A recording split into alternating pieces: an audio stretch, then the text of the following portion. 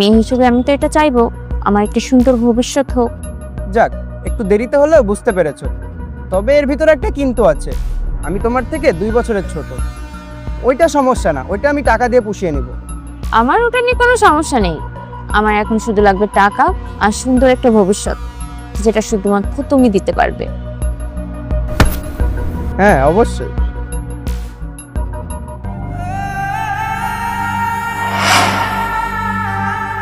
তুমি কি ভেবেছিলে তুমি আমাকে কিছু বলবে না আর আমি কিছু জানতে পারবো না? আমি সব জেনে গেছি। আর জ্যোতি, তুমি কি ভেবেছো তুমি আমাকে কিছু না বললে আমি কিছু বুঝতে পারবো না? তুমি আমাকে ভালোবাসো না? না মানে হ্যাঁ, তাহলে কেন বলনি?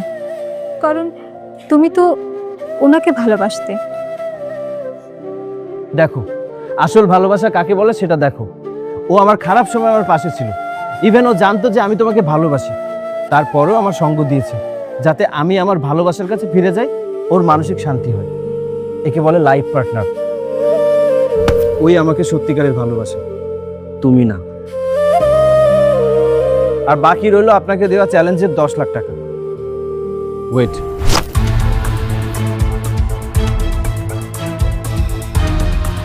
এই